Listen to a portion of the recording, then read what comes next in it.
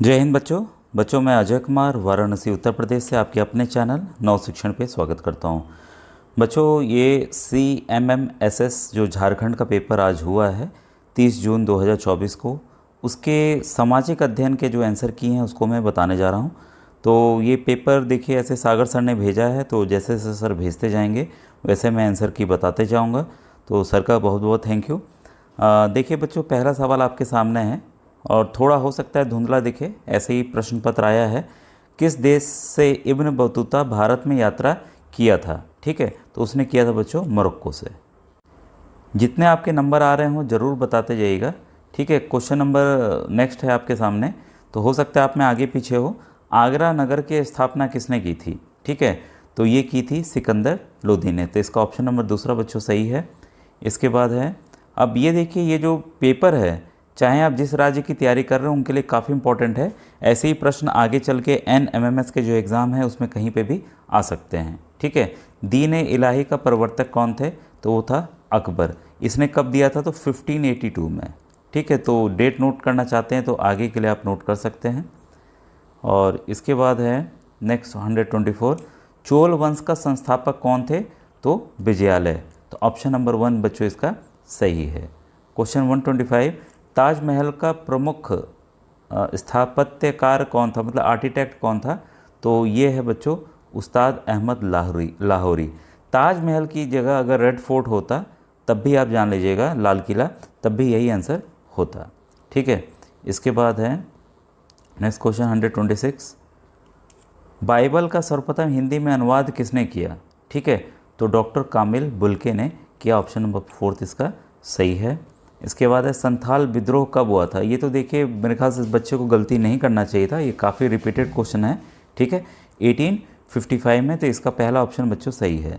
बच्चों अगर आपके छोटे भाई बहन हो तो NMMS की काफ़ी क्वेश्चंस मैंने बताए हुए हैं जो कि इस एग्ज़ाम में आए भी हुए हैं। तो वीडियो के डिस्क्रिप्शन में आपको व्हाट्सएप ग्रुप का लिंक मिल जाएगा, जिससे आप जुड़ के कई अन्य प्रतियोगी परीक्षाओं की भी जानकारी आप ले सकते हैं। जैसे PM SSV का भी फॉर्म आने वाला है और श्रेष्ठा का भी एग्ज़ाम हुआ, उसका रिज़ल्ट आ गया है। तो अन्य प्रतियोगी परीक्षाओं की भी आप तैयारी यहाँ मुफ्त में फ्री में कर सकते हैं। ठीक है, तो ये हुआ था बच्चों विद्रोह 30 जून को। ऐसे अगर आपको आगे के लिए डेट नोट करनी, जो नेक्स्ट ईयर के लिए बच्चे तैयारी कर रहे हैं वो नोट कर सकते हैं। ठीक है, क्वेश्चन नंबर 128 है, भारत के पहले गवर्नर जनरल थे? ठीक है, तो भारत के पहले governor general Lord William Bentinck थे। कई बार सवाल आता है कि किस एक्ट के तहत, मतलब पद बस बदला गया था, तो गवर्नर जनरल वाला तो 1833 एक्ट आया था, उसके तहत इनको बनाया गया था लॉर्ड विलियम बेंटिक को। ठीक है, इसके बाद है, ये सूची मिलान करनी है। ठीक है, क्वेश्चन 129 सूची मिलान करनी है इसमें। तो कौन कहाँ से था ये हमें बताना है। ठीक है, आपका अवध, आपका सवादत खां, मराठा शिवाजी, ये सबको पता है। बंगाल है मुर्शिद कुली खां, इसको नवाब बनाया गया था फर्रुखसियार के द्वारा, तो ये सी हो गया। और ये जाट हैं। ठीक है, तो ऑप्शन नंबर तीसरा बच्चों इसका सही है। इसके बाद है, ख्वाजा मोइनुद्दीन चिश्ती की दरगाह कहाँ? ये देखिए काफ़ी रिपीटेड क्वेश्चन है, कई बार आया है, अजमेर। ठीक है, बच्चे ने भी सही किया है। इसके बाद है, केरल के तटीय रेट पर क्या पाया जाने वाला संसाधन है? काफ़ी बार बताया है, रिपीटेड क्वेश्चन है, ये भी काफ़ी रिपीटेड क्वेश्चन आया बच्चों। जितने नंबर आ रहे हैं आप कमेंट सेक्शन में ज़रूर कमेंट कीजिएगा। थोरियम, ऑप्शन नंबर 4 इसका बच्चों सही है। क्वेश्चन 132, ये भी काफ़ी इंपॉर्टेंट क्वेश्चन है, सतत पोषणीय विकास की अवधारणा किस विश्व सम्मेलन पहली बार आया था? तो रियो डी जेनेरियो ब्राज़ील, जो कि हुआ था 1992 में। तो इसको ज़रूर नोट कीजिएगा, कभी कभी सन भी आ जाता है जो नेक्स्ट ईयर के बच्चे तैयारी कर रहे हैं। क्वेश्चन 133 है, निम्नलिखित में से कौन सा कारक मृदा निर्माण में सहायक नहीं है? ठीक है, तो देखिए समय के साथ ही मृदा बनती है, जैव पदार्थ भी चाहिए, जलवायु भी चाहिए, मृदा का गठन, इसका बच्चों सही आंसर है फॉर्मेशन ऑफ सॉइल। क्वेश्चन 134 है, निम्नलिखित में से कौन सी विधि तीव्र ढालों पर मृदा अपरदन को रोकने के लिए उपयुक्त है? तो काफ़ी बार रिपीटेड क्वेश्चन है, वेदिका कृषि यानी कि टेरेस फार्मिंग, कल्टीवेशन। ठीक है, झरिया किस खनिज के लिए प्रसिद्ध है? तो ये किसी बच्चे का मेरे ख्याल से गलत नहीं होगा, काफ़ी रिपीटेड है, कोयला। ठीक है, इसके बाद है, विधानसभा सदस्य होने के लिए कम से कम कितनी आयु चाहिए? जितनी लोकसभा के लिए चाहिए। लोकसभा के लिए कितनी चाहिए? 25 वर्ष चाहिए। ठीक है, तो दोनों को रिलेट करके मैंने वीडियोस बनाए हुए हैं, इसकी अलग प्लेलिस्ट सामाजिक अध्ययन की बनी हुई है, तो आप चैनल पर जाकर देख सकते हैं बच्चों। ठीक है, इसके बाद है, सहकारी क्षेत्र का उद्योग का उदाहरण है, किताबों में भी आपके है। ठीक है। आनंद मिल्क यूनियन लिमिटेड, अब अमूल आता है ना, अमूल दूध, ठीक है, तो इसी का है। तो ये एक सहकारी क्षेत्र का उद्योग है, ठीक है।